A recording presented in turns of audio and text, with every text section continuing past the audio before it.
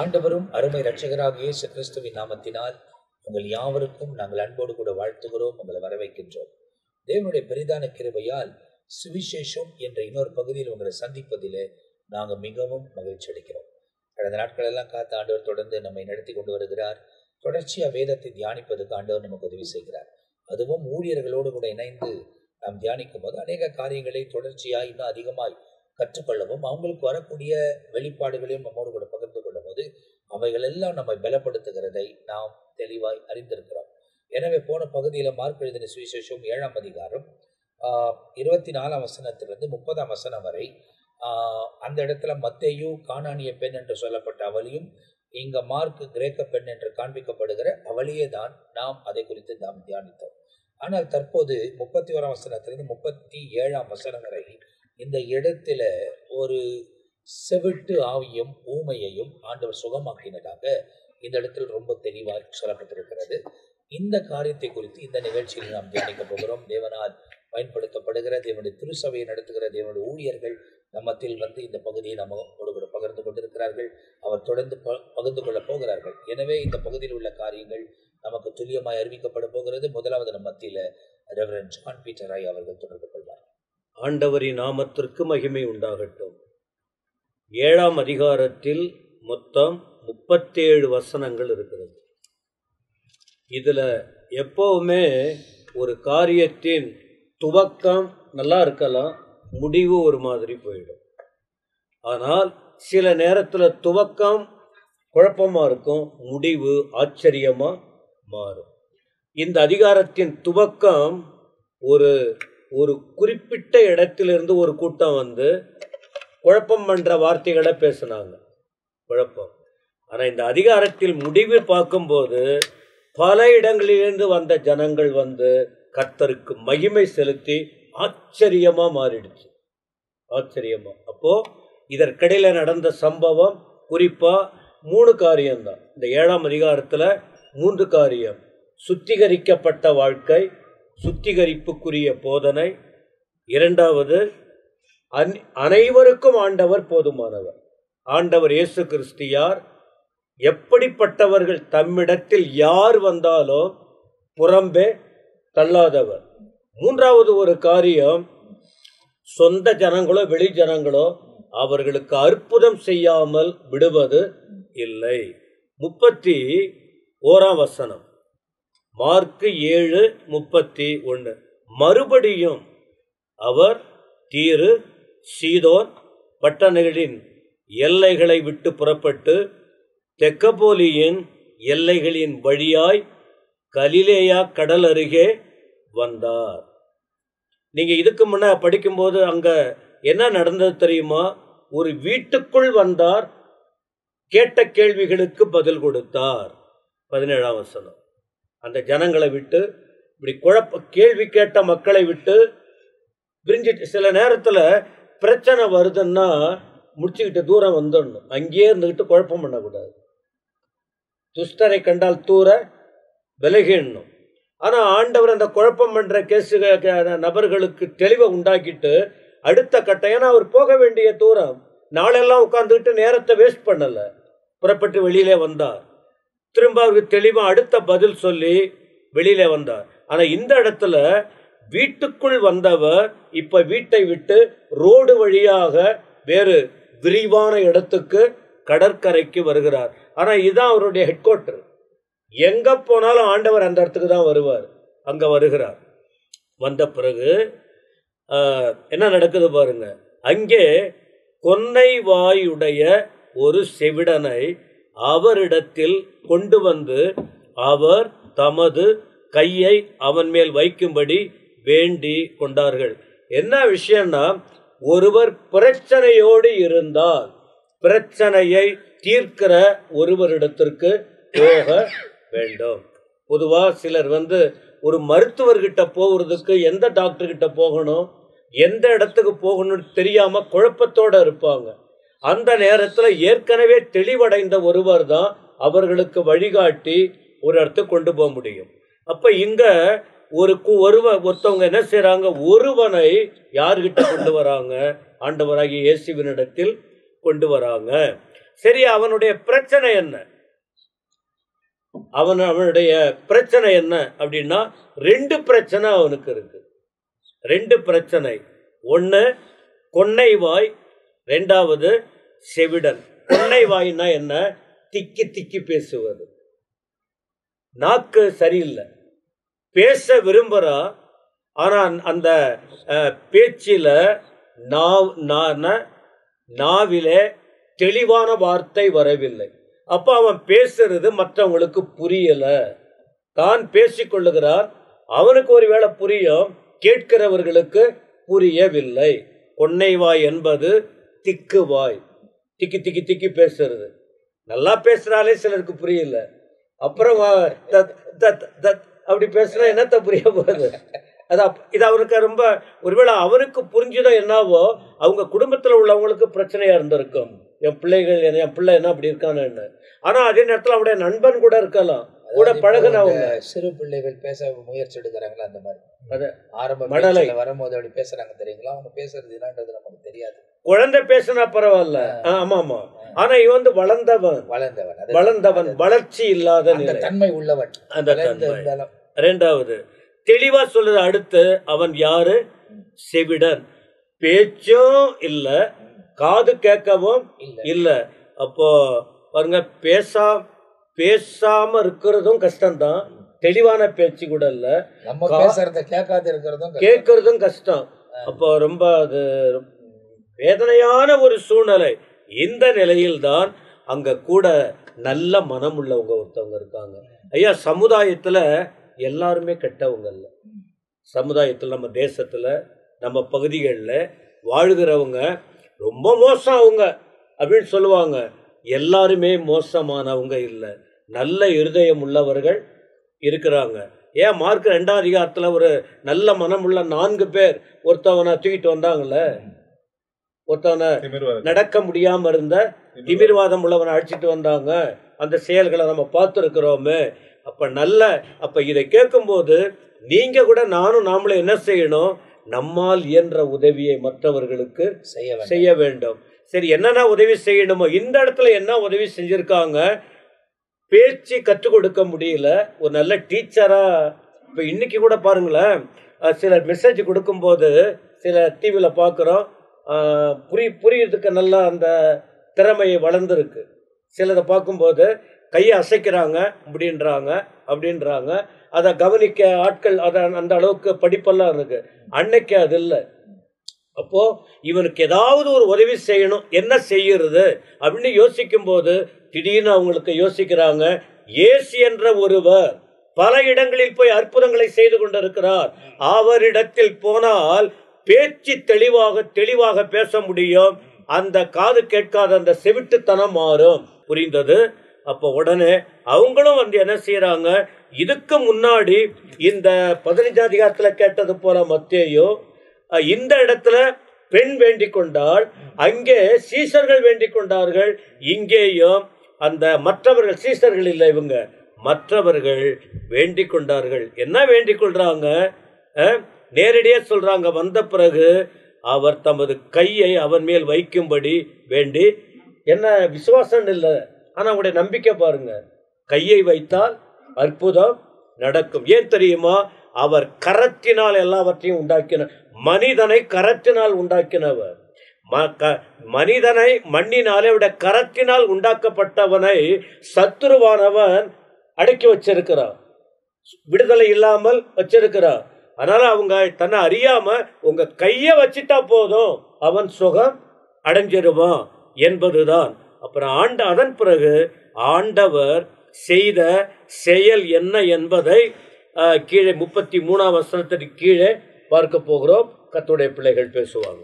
இந்த பகுதியில் நீங்கள் பார்ப்பீர்களானால் 31லிருந்து 37 வரை ஒரு ஊமையன் என்று, முழுமையான ஊமையன் இல்லைனால் திக்கி திக்கி பேசக்கூடியவன், ஒரு குழந்தை பாஷையில பேசுகிறத நம்ம புரிந்து கொள்ளாத மாதிரி அவன் பேசக்கூடியவன், ஆனால் காது முற்றிலுமாக கேட்காது. அவனை கொண்டு வந்து நிறுத்துறாங்க. அவனுக்கு நடந்த காரியங்கள் இந்த இடத்துல மார்க் பதிவு பண்ணுகிறார். இதை குறித்து நம்ம மத்தியில் தொடர்ந்து ரெவரண்ட் மெல்கிசேதேக் அவர்கள் இந்த பகுதியில் உள்ள காரியங்களை நம்மோடு கூட பகிர்ந்து கொள்ள போகிறார். இந்த இடத்துல நம்ம பார்க்கும் பொழுது அந்த மனுஷனை சொஸ்தமாக்க வேண்டும் என்று கைகளை வைத்து அவனை குணமாடுத்தணும் அப்படின்னு சொல்லி அவர் இடத்துல கொண்டு வராங்க. 33வது வசனம் பாருங்க. அப்பொழுது அவர் அவனை ஜனக்கூட்டத்தை விட்டு வெளியே அழைத்து கொண்டு போய் தம்முடைய விரல்களை அவன் காதுகளில் வைத்து உமிழ்ந்து அவனுடைய நாவை தொட்டு வானத்தை அன்னார்ந்து பார்த்து பெரும் மூச்சு விட்டு எப்பத்தா என்றார். அதற்கு திறக்கப்படுவாயாக என்று அர்த்தமாகும். இப்ப பாருங்க, இயேசு அற்புதம் செய்கிற விதங்கள் ஜனங்கள் எதிர்பார்க்கிற விதத்தை போல அல்ல. அவர் செய்கிற காரியங்கள் வித்தியாசமானவை, ஒன்னொன்னும் வேறுபடுகிறது, ஒன்னொன்னும் ஒவ்வொரு இடத்துல வேறுபடுகிறது. இப்ப இந்த இடத்துல நம்ம பார்க்கும் பொழுது மார்க் 8ஆம் அதிகாரத்துல 23வது வசனத்துல குருடனை ஆண்டவர் என்ன பண்றாருன்னா, அவர் குருடனுடைய கையை பிடிச்சு அவனை கிராமத்துக்கு வெளியே கூட்டிட்டு போறாரு. அழைத்து கொண்டு போய் அவன் கண்களில் உமிழ்ந்து டைரக்டா கண்ணு மேலே துப்புறாரு. கண்ல உமிழ்ந்து அவன் மேல் கைகளை வைத்து எதை ஆகிலும் காண்கிறாயான்னு கேட்கிறாரு. ஆனா இன்னொரு இடத்துல யோவான் 9ஆம் அதிகாரம் 6ஆம் வசனத்துல பார்க்கும் பொழுது இவைகளை சொல்லிய பின்பு அவர் தரையிலே துப்பி உமிழ்நீரினால் சேர் உண்டாக்கி அந்த சேற்றை குருடனுடைய கண்களின் மேல பூசினார். அப்படி சுகப்படுத்தினார். போய் சிலோவாம் குளத்துல கழுவுன்னு சொன்னார். அவன் கழுவி சுஸ்தமான். அப்போ ஆண்டவர் மிராக்கல் பண்ற ஒவ்வொரு காரியமும் வித்தியாசம். சில நேரத்துல மரிச்ச அந்த வீட்டுக்குள்ள இயேசு போகும்போது எல்லாரும் வெளியே அனுப்ப சொன்னார். எல்லாரும் எதுல அற்புதம் செஞ்சிருக்கலாம். இப்போ இதுக்கு முன்ன நம்ம பார்க்கும் பொழுது இயேசு இந்த கானானிய ஸ்திரீ வரும்பொழுது இயேசு அந்த வீட்டுக்கு போகும்பொழுது அங்க யாருக்கும் சொல்லாதேன்னாரு. ஆனாலும் அவர் அங்க இருக்கிறான்னு தெரிஞ்சுதான் கானானிய ஸ்திரீ வீட்டுக்கு போயிட்டான். வேதத்துல தெளிவாய் சொல்லப்படுகிறது. அவர் மறைவா எங்குமே இருக்க முடியல. இயேசு எங்க போனாலும் அவரை தேடி ஜனங்கள் வருவார்கள், அற்புதங்களை பெற்று கொண்டு போவார்கள். இப்ப இயேசு செய்கிற காரியங்கள் வித்தியாசமான அற்புதங்களை இங்க செய்தார். வெளியே கொண்டு போய் ஆண்டவர் வானத்தை அன்னார்ந்து பார்த்து ஜெபிக்கும் பொழுது நம்ம என்ன பண்ணோம்னாக்கா, வானத்தை அன்னார்ந்து பார்த்து பரமண்டலங்கள் இருக்கிற எங்கள் பிதாவே என்று சொல்லிதான் ஆண்டவர் ஜெபத்தை கற்றுக் கொடுத்தார். வானத்தை அன்னார்ந்து பார்த்து ஆண்டவர் ஜெபம் செய்தார் என்று நாம் பார்க்கிறோம். பாருங்க, மனிதனுடைய பலவீனங்கள் இயேசுவுக்கு மன வேதனையை கொடுத்தது என்பது அர்த்தம். இது மனுஷன் இவ்வளோ கஷ்டப்படுறானா, இவ்வளோ துயரப்படுறாங்களான்னு சொல்லி ஆண்டவர் சில நேரங்களிலே மந்தை இல்லாத ஆடுகளை போல இவங்க இருக்கிறாங்களேன்னு சொல்லி ஆண்டவர் மனதுருகினார் வசனம் சொல்லுது. மேய்ப்பன் இல்லாத ஆடுகளை போல இருக்கிறார்களே, மனதுருகிதான் ஆண்டவர். அதே போல 3 நாள் அவர்களை மலையின் மேல் உட்கார வச்சு அவங்க போகும்பொழுது வழியிலே சோர்ந்து போயிடுவாங்களே, அதனால எதாவது அப்போ எதனா உங்ககிட்ட கொடுங்க அவங்களுக்கு அப்படின்றாரு.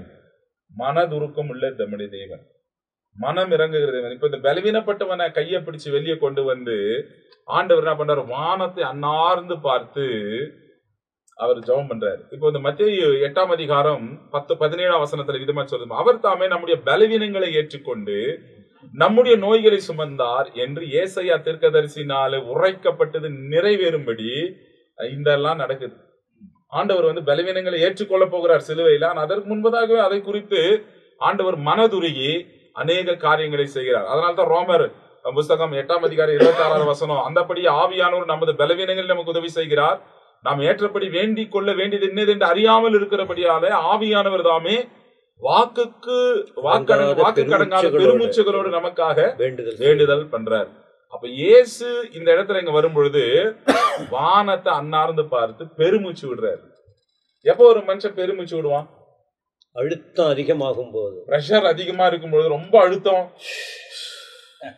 என்ன பண்றது தெரியலையே, வேதனைகள் பெருகும் பொழுது, கன்ஃபியூஸ் ஆகும் பொழுது, ஒரு பாரம் நம்முடைய இருதயத்தை நெருக்கும் பொழுது, மரண செய்தி கேட்கும் போது நம்மையே அறியாம அந்த பெருமூச்சு நம்மள ட்ரை பண்ண விட முடியாது.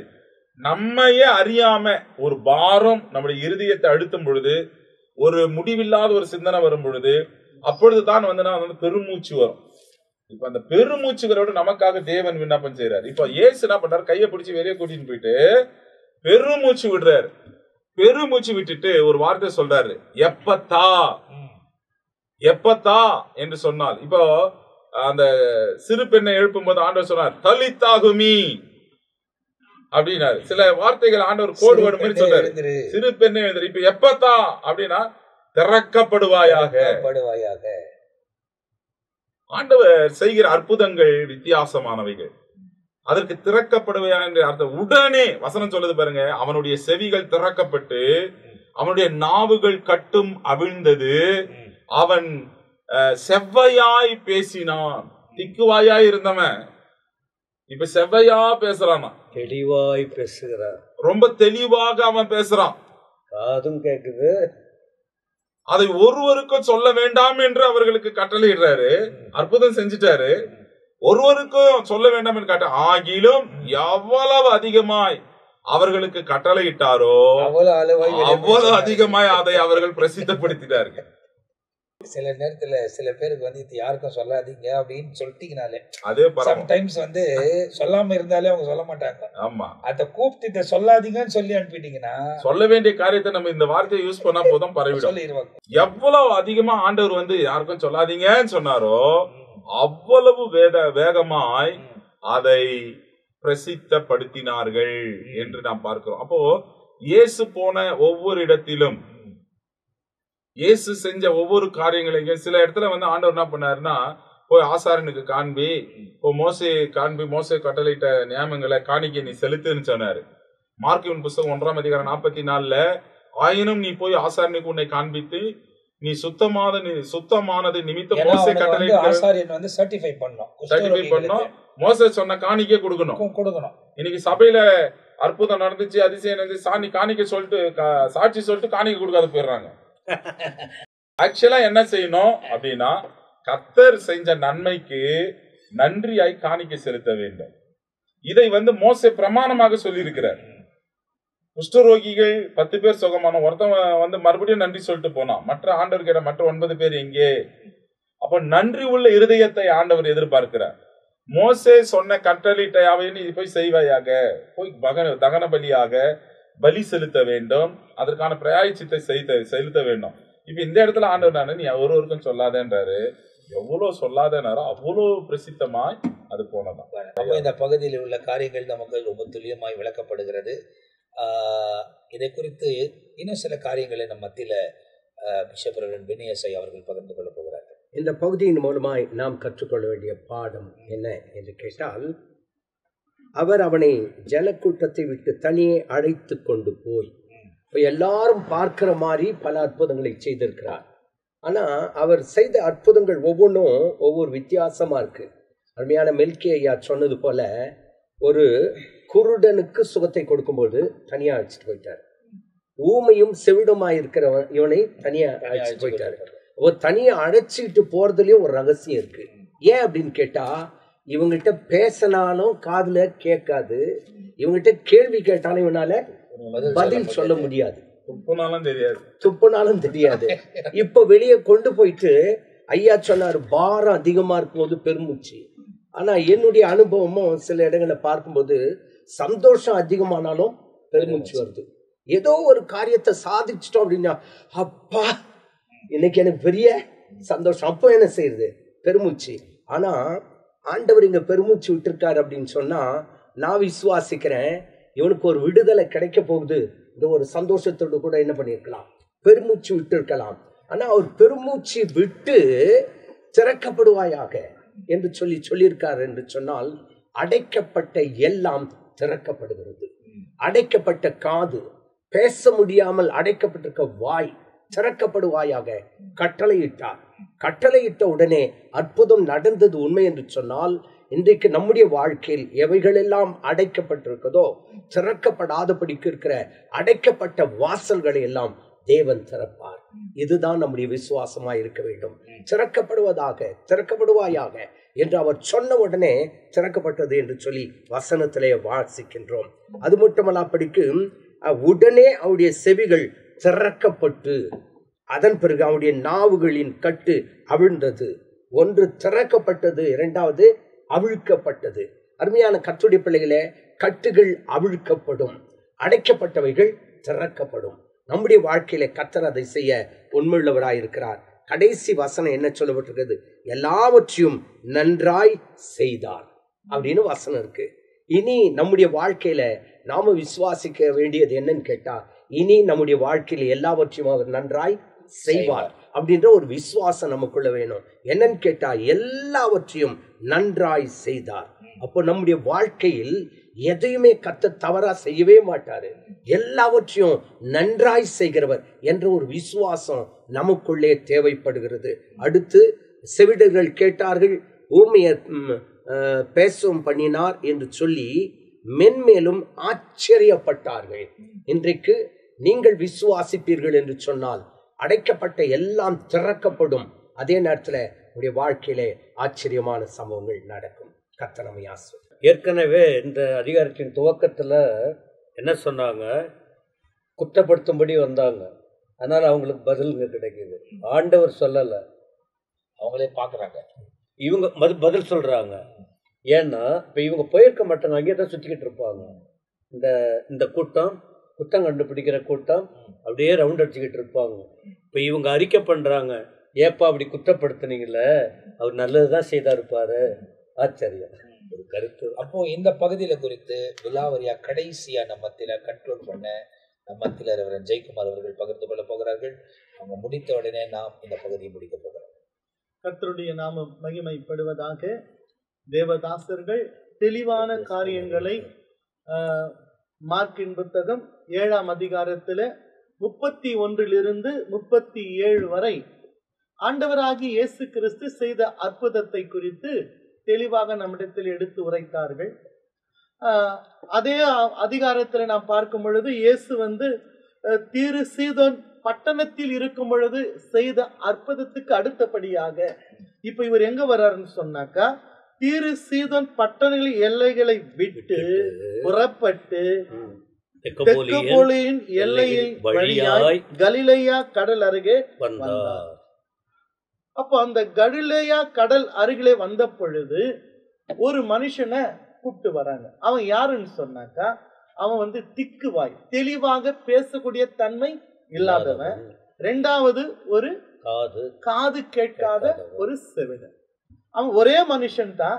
2 விதமான பிரச்சனைகளோடு கூட இயேசுவிடத்துல கொண்டு வராங்க. ஏன்னா அவர் அநேக அற்புதத்தை செய்கிற தேவன், அநேகரை விடுதலையாக்குற தேவன், பிசாசு கட்டுண்டவர்களை சுகமாக்குற தேவன், ஊமைகளை பேச வைக்கிற தேவன், செவிடர்களை கேட்க வைக்கிற தேவன் என்று எல்லாரும் அவரை குறித்து அறிந்திருக்கிறார்கள். அப்படிப்பட்டதான ஒரு மனுஷனை இயேசுவிடத்துல கொண்டு வராங்க. ஆனால் இயேசு அந்த இடத்துல அந்த அற்புதத்தை செய்கிற பார்க்கும் பொழுது வித்தியாசமா இருக்கிறது. ரொம்ப மிகவும் மிகவும் வித்தியாசமா இருக்குது. அப்பொழுது வசனத்தை அங்கே அவரிடத்துல கொண்டு வந்தார்கள், அவன் மேல் கை வைக்கும்படி வேண்டி கொண்டார்கள். யாரு எடுத்துட்டு வர்றாங்களோ அவர்கள் இயேசுவிடத்துல வேண்டி கொண்டாங்க. என்ன, இவனுக்கு சுகம் அடையணும், இவன் நிலைமை இது அப்படின்ட்டு. இயேசு என்ன செய்தார்? அப்பொழுது அவர் அவனை ஜனத்தை கூட்டத்தை விட்டு தனியே அழைத்து கொண்டு போய் தம்முடைய விரல்களை அவன் காதுகளில் வைத்து உமிர்ந்து அவனுடைய நாவை தொட்டார். அப்ப கீழே உமிர்ந்தார் என்று சொல்லி இங்க பார்க்கிறோம். இதே போல ஒரு குருடன் ஆண்டவர் கீழே உமிர்ந்து சேறு உண்டாக்கி அவன் கண்களில் பூசி நீ சிலோம் குளத்தில் போய் கழுவு என்று சொல்வார். ஆண்டவருடைய ஒரு வல்லமை நிறைந்த தேவன், வார்த்தையினால எல்லாமே நடக்கும். பார்வை அடையவாயாக என்று சொன்னால பார்வை அடைந்திருக்க முடியும். ஏன் அந்த மனுஷனுக்கு கர்த்தர் கீழே உமிர்ந்து சேறு உண்டாக்கினாரு? அப்போ மனுஷனை தேவன் எப்படி படைச்சாரு? மண்ணினாலே படைச்சாரு. அந்த மனுஷனுடைய நிலைமை என்னன்னு தெரியுங்களா? அந்த குருடன், சில பேருக்கு கண் இருக்கும், பார்வை இருக்காது. கண் இருக்கும், பார்வை இருக்காது. ஆனா அந்த மனுஷனுக்கு கண் என்ற உறுப்பே இல்லையா? கண் என்ற உறுப்பே இல்ல. அப்போ தேவன் மனுஷனை பூமியின் மண்ணினாலே உருவாக்கின தேவன், உண்டானது எல்லாம் அவர் மூலமெல்லாம் உண்டாக்கப்படவில்லை. அப்போ தேவன் கண் என்ற உறுப்பை உண்டாக்கும்படியாக மறுபடி கீழே உமிர்ந்து கண் அந்த சேற்று எடுத்து அப்படின்னா கண் என்ற உறுப்பை உண்டாக்கினார் அப்படின்ற ஒரு அர்த்தம் சொல்றாங்க. அது ஏற்றுக்கொள்ள கூடதான ஒரு சத்தியமா இருக்கிறது. இந்த இடத்துல பார்க்கும் பொழுது இந்த மனுஷனுக்கு 2 நிலைமை இருக்கு. ஒன்னு திக்குவாயா இருக்கா, அவன் என்ன பேசுகிறான் என்று 4 பேருக்கு தெரியாது. அதே நேரத்துல இவன் யார் பேசுறது இவனுக்கு கேட்கவும் முடியாது. ஏன்னா இவன் ஒரு செவிடன். ஆனா அப்படிப்பட்ட நீ கொண்டு வரும் பொழுது இயேசு கையாண்ட விதம் தெளிவா இருக்குது. அவர் வானத்தை அண்ணாந்து பார்த்து பெருமூச்சு விட்டு, ஒருவேளை அந்த செவிடனுடைய நிலைமை கண்டு, பேச முடியாத திக்குவாயா இருக்கிற அவன் நிலைமை கண்டு, இப்படிப்பட்ட தேவனுடைய படைப்பிலே இப்படிப்பட்ட ஒரு காரியம் இருக்கிறதா அப்படின்னா, பிசாசு தான் நம்முடைய சரீரங்களை பலவீனப்படுத்துகிறவன், தேவன் அல்ல. சாத்தான் தான் கட்டி வச்சிருக்கிறான். வேதத்துல எத்தனையோ ஆதாரம் இருக்கிறது. ஊமையை பிசாசை துரத்தினார், ஊமை பேசினார். 18 ஆண்டுகளாக கொஞ்சம் கூட நிமிரக்கூடாத ஒரு கூனி இருக்கிறார். பிசாசை துரைத்த பூமி நிமிர்ந்தால், அப்படி என்றால் உச்சந்தலை முதல் உள்ளங்கால் வரை கர்த்தர் ஒவ்வொரு உறுப்புகளையும் நம்முடைய நன்மைக்கு ஏதுவாகத்தான் சிருஷ்டித்தார். கண் என்பது பார்க்கக்கூடிய தன்மை, காது என்பது கேட்கக்கூடிய தன்மை, வாய் என்பது பேசக்கூடிய தன்மை, கை என்பது எல்லாத்தையும் தொடக்கூடிய எடுக்கக்கூடிய தன்மை, கால் என்பது நடக்கக்கூடிய தன்மை. இது அவுட்டர்ல. இன்னர்ல பார்க்கும்போது ஒவ்வொரு உறுப்பு ஒவ்வொரு தன்மை. இருதயத்துக்கு என்ன தன்மை? எல்லா உறுப்புகளுக்கும் ரத்தத்தை பம்ப் பண்ணி அனுப்பணும். நர்வஸுக்கு என்ன தன்மை? ரத்தத்தை கொண்டு போகணும். இப்படி ஒவ்வொரு தன்மைக்காக படைச்சாரு. தேவன் நன்மைக்காக படைத்த சரீரங்களை, சரீரத்தின் உறுப்புகளை பிசாசு அநேக வேளையிலே கட்டி வைத்திருக்கிறார். அந்த பிசாசை துரத்தின பொழுது ஊமை பேசினான், கூனி நிமிர்ந்தாள் என்று சொல்லப்பட்டு. அப்படி என்றால் இந்த மனுஷனை கூட யார் கட்டி வச்சிருக்கணும்? பிசாசு கட்டி வச்சிருக்கிறார். ஆண்டவர் அண்ணாந்து வானத்தை எண்ணாந்து பார்த்து பெருமூச்சு விட்டார். என்னால் சிருஷ்டிக்கப்பட்ட மனுஷனை சத்துரு இப்படி கட்டி வச்சிருக்கிறானே, அவருக்குள்ள இருக்கிற ஆதங்கம், அவருக்கு இருக்கிற வேதனை. பெருமூச்சு விட்டு ஒரு வார்த்தை சொல்றாரு, எப்பத்தா. அப்படின்னா இது என்ன மொழி? அரமைக்கு மொழி. நம்முடைய வேதத்திலே அநேக இடத்திலே அரமைக்கு மொழிகள் இருக்கிறது. ஏலி ஏலி லாமா சபக்தானி, கல்வாரி சிலுவையில் தொங்கிக் கொண்டு இருக்கும் பொழுது கூட ஆண்டவர் என் தேவனை என் தேவனை ஏன் என்னை கைவிட்டீர், அது அரமைக்கு மொழியில இருக்கு. ஏலி ஏலி லாமா சபக்தானி என்று சொல்லு, அது அரமைக்கு மொழி. தலித்தாகுமி, அது அரமைக்கு மொழி. மாரநாத்தா, அரமைக்கு மொழி. நாம் ஆண்டவராகி இயேசு பேசின மொழியே அரமைக்கு மொழிதான். இன்னும் உலகத்துல இந்த மொழி பேசுகிறவர்கள் ஏறக்குறைய ஒரு 200 பேர் தான் இருக்கிறாங்க என்று ஒரு சென்சஸ் சொல்லுகிறது. எந்த அளவுக்கு அது நமக்கு தெரியல. ஆனால் இயேசு பேசின மொழியும் அரமைக்கு மொழி. அதில் அவர் சொல்ற வார்த்தை எப்பத்தா என்றார். அதற்கு அர்த்தம் வேதம் சொல்லுகிறது, திறக்கப்படுவாயாக என்று அர்த்தமாம். உடனே சொல்ற, இதெல்லாம் நடந்துட்ட பிறகு 37 சொல்ற வார்த்தை தான், எல்லாவற்றையும் நன்றாய் செய்தார். இப்ப அற்புத அடையாளம் செய்கிற ஊழியர்களுக்கு கிஃப்ட் இருக்கு, வரங்களை தேவன் தருகிறார். பிசாசை துரத்துகிற கிருபை தேவன் தர. நம்ம அதை யாரும் இல்லை குறை சொல்ல முடியாது. செய்கிறவர்கள் அதை நன்றாய் செய்கிறார்களா? ஏன்னா இந்த காலத்தில் பார்க்கும் பொழுது பிசாசோட்னா 4 பேர் கூட்டி வச்சுக்கின்னு பாரு, பிசாசு ஹிஸ்டரியை கேட்கறது. நீ எங்க இருந்து வந்த, நீ எவ்வளவு நாள் இருக்கிற, எங்க உட்கார்ந்து இருந்த, இதெல்லாம் கேட்டு தன்னை மிகப்படுத்திக் கொள்ளுகிற ஒரு காரியமா இருக்கிறது. அப்ப நன்றாய் செய்கிற காரியங்கள், நாம் ஆண்டவருடைய நாமத்தில் செய்கிற காரியங்கள் தேவனுடைய நாம மகிமைக்கு ஏதுவாக இருக்க வேண்டுமே தவிர என்னுடைய பேரோ புகழ வருவதற்கு நாம் செய்வதற்கு தகுதியாக இருக்காது. ஆனா இயேசு இங்க செய்ததை அங்கு இருக்கிறவர்கள் சொல்லுகிற வார்த்தை, இது இயேசு சொல்ல இந்த வார்த்தை, எல்லாவற்றையும் நன்றாய் செய்தார், செவிடர்கள் கேட்கவும் ஊமை பேசவும் பண்ணுகிறார் என்று சொல்லி மென்மேலும் ஆச்சரியப்பட்டார்கள். அப்போ நாம் செய்கிற காரியத்தை, அவர் நாமத்தில் செய்கிற காரியத்தை அதை காண்கிறவர்கள் அதை நன்றாய் செய்கிறார்கள்.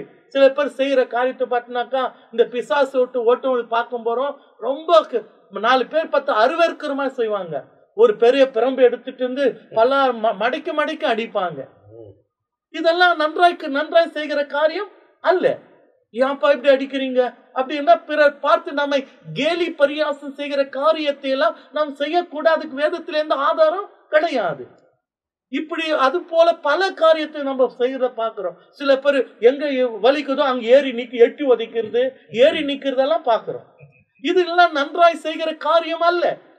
சில பேர் தள்ளிய மறிச்சு போனவங்க எத்தனை பேர் இருக்கிறாங்க. அவங்க வந்தது சின்ன வியாதி தான், இவங்க தலையில அடிபட்டு அவங்க கோமா ஸ்டேஜுக்கு போனவங்க நிறைய பேர் உண்டு. ஆனா நாம் செய்கிற காரியங்கள் நன்றாய் செய்யணும். அந்த யாருக்கு எந்த பாதிப்பு இல்லாம ஞானமா செய்யணும். தேவ நாமம் மகிமைக்காக செய்யணும். இயேசு செய்ததை தேவ நாமத்துக்கு மகிமைக்காய் நன்றாய் செய்தார். நாம கூட நன்றாய் செய்து தேவ நாமத்தை மகிமைப்படுத்தும்.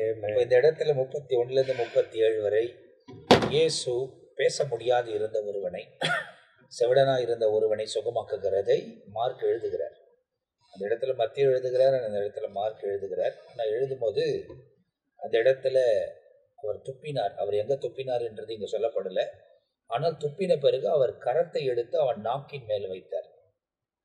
ஏன்னா இங்கிலீஷ் பைபிளில் அவ்வளோ தெளிவாக போடப்பட்டிருக்கு. தென் he took, இந்த இடத்துல 33ஆம் வசனத்தை பார்த்தீங்கன்னா, and he took him aside from the multitude and put his finger in his ears and he spat and touched his tongue என்பதாக சொல்லப்பட்டிருக்கு.